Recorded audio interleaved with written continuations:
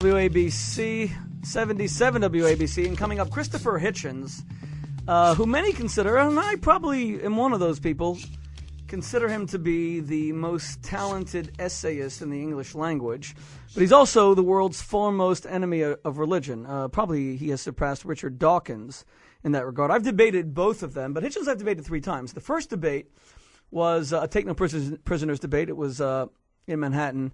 But it ended very friendly. We went out to a kosher restaurant for dinner afterward. The second debate at the 92nd Street Y, which more than 1 million people have viewed on YouTube, was brutal. Absolutely brutal. Before the debate, during the debate, and after the debate. We continued the debate through various essays we were writing about each other. And then we had one final debate in Puebla, Mexico. Now, that doesn't mean that I don't respect and admire Hitchens. On the contrary, I wrote an article that appeared in the Huffington Post and the Washington Post, AOL, this past Friday called A Prayer for a Worthy Opponent. I've been praying for his recovery. He would tell me, why are you wasting your time? There ain't no one listening. But he told Charlie Rose that he was flattered that religious people around the world, rather than hating his guts, are actually praying for him to recover. You don't want to miss this conversation we're about to have. I cannot predict how it's going to go. Hitchens announced through in a conversation with Jeffrey Goldberg of The Atlantic that he's dying. And he's made a huge impact here in the United States since coming here from Britain in 1982. He is the ultimate iconoclast, and his book, Hitch 22, discusses a lot of painful subjects, especially for me, the suicide of his mother. Stay with us. The Schmuley Show, 77 WABC. A guest that I have long wanted to bring on this show. Christopher Hitchens is considered by many, and I would probably include myself in those many, to be the most talented essayist in the English language today. That does not mean that he and I agree on much. We've had 3 fiery debates. One of them has been viewed more than 1 million times on YouTube. His book, God Is Not Great, is probably the best-known modern attack on religion. It was an international bestseller. And his new book, Hitch 22, is likewise a bestseller. It is Christopher Hitchens' memoir. But all of this is tinged with a great deal of sadness because not long ago we learned that he has esophageal cancer. It's something that killed his father. And Christopher, if I'm not mistaken, and it's not an easy subject to talk about, especially on the air, but you've announced with Jeffrey Goldberg and I think even with Charlie Rose that this is inoperable, that you're dying? Well, we're all dying. I may be dying rather more rapidly, I hope, at any rate, than you or the audience. But it's not untreatable, no. And the state of the medicine at present is extraordinary. I mean, I'm glad I didn't get it when my father did, put it like that. But it's not a good prognosis, the esophagus. Okay, well, and the statistics are, you might say, discouraging.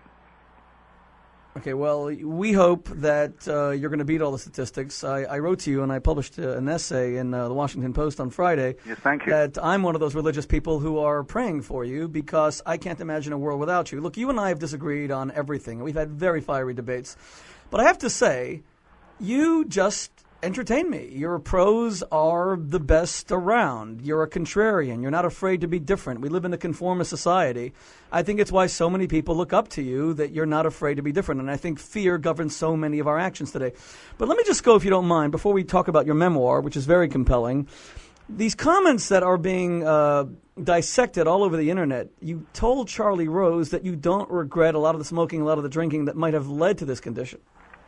Well, in a way, some of this is a thread in my book, too, that I lived in a version of Bohemia for a long part of my life. And though I don't overindulge as much as some people think, keeping the conversation going, prolonging the moment, getting the most out of every dinner or encounter, very often did, I know it's silly, but and may have been a delusion, but did appear to depend a bit on keeping a certain flow of wine and other stimulants going, the feast of reason and the flow of soul. And when I look back on it and think, do I now wish I hadn't done any of that? Because it involves repudiating so much, it's not one of the thoughts that torments me, no. I suppose I should add, that it's not for everybody, and anyone who's listening who might be thinking of quitting certainly should make that thought into a resolution. But were you saying... For me, it's all of a piece, unfortunately. I chose to live a rather rackety life, and there it is. Were you saying And are you saying that had you not drunk as much, smoked as much, that you wouldn't be who you are? I mean, are you saying that the alcohol is what led to you being such a great writer? I know it sounds like a strange question, but I lived in England for 11 years, and all the great writers seem to drink a hell of a lot. Well, it has been known to come with the turf. There are also a lot of people who couldn't write as a result. I mean, there are many people whose writing was destroyed by overindulgence, but I'm not that kind of a boozer. Well, it involves quoting someone who I have no real right to be mentioned in the same breath as. Winston Churchill was asked this question. He was a very famous cigar and brandy man all his life. And he said very, very calmly, I've got more out of it than it's got out of me. Everything's a wager, man. I mean, and this was mine. Okay, and it's a wager that you don't regret. Not really, no. Okay. I have to ask some of the obvious questions as I get into your memoir. Religion to you is sort of a poison that is utterly toxic. You don't see, not only do you not see anything redeeming in it, you see it as something wholly destructive. It's much more than an opiate for you. It's not just something that benignly makes people feel better. It's something that's actually very destructive. Have you rethought any of this as you might meet your maker or not meet him? No. I mean, this argument's been going on long before I was born and will go on long after I'm dead, and I took a decided position on it a long time ago. I think religion is meaningless, and I think it makes people behave worse, and I think it teaches them to think of themselves as the center of the cosmos when they're nothing of the sort. And I could go on a lot about that, though we'd be promoting the wrong book. But the idea that I would change my mind on it because I'm closer to death would be a contemptible one to me. I mean, my own fate in this is not relevant to the argument at all. But help me understand one thing. I recall, I think it's the opening line of Why I Am Not a Christian, which was probably the best known attack on religion before your book was published, and that was by Bertrand Russell, of course. And I think the opening line is, I believe that when I die, my bones will rot and nothing will remain of my ego. And when I read that, and I was, I guess, a teenager, and I was amazed that a man was so unafraid of death. Are you afraid of dying? Are you prepared to transfer into utter nothingness? Or do you now see why people want to embrace religion more because they can't accept that they will cease existing completely? Well, religious faith, if you want to call it that, isn't going to alter the fact that you weren't around before you were born, and you're not going to be around after you're dead. And there's nothing, in that sense, to be afraid of. You're not going to know you're dead and be having a bad time because you're dead. So no, in that sense, there is literally nothing to fear, nothing in the profound sense. I don't like the idea of dying of cancer of the esophagus because it can be horribly painful and humiliating. They say about cancer death, you don't want to be there. Well, I don't terrifically want to be there, and I, of course, regret the thought if I'm robbed of however many years it might be. Who knows? I'm not giving up yet. Of the years I won't have.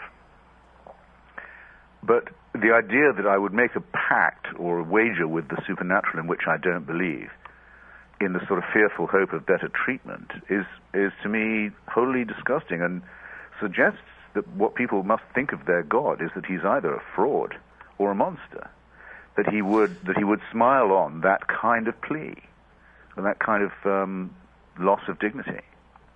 Okay, well, I don't disagree with you because I don't think that even as a religious person, the purpose of religion is to get some sort of personal reward. We're speaking to Christopher Hitchens, international best-selling author of God Is Not Great, and now his new memoir, Hitch 22, which I spend the entire weekend devouring as much as possible. It's not difficult. I'm not saying this because you're on the air. You know that you and I have a lot of disagreements and have had them, and people can watch our debates on the Internet. But it's not difficult to devour any of his books. In fact, it's very difficult to separate yourself from them. Christopher Hitchens' mastery of the English language, his ability to express himself in prose is really probably unsurpassed, and I read everything that he writes. Whether I love it or whether it has me tearing my hair out, or in this case my beard out, I read it. Christopher, you start your memoir, Hitch 22, with, this is the irony of your mentioning how you were described as the late Christopher Hitchens, and as soon as the book comes out, you're now facing this terrible illness. But you really start the memoir with this painful chapter about your mother.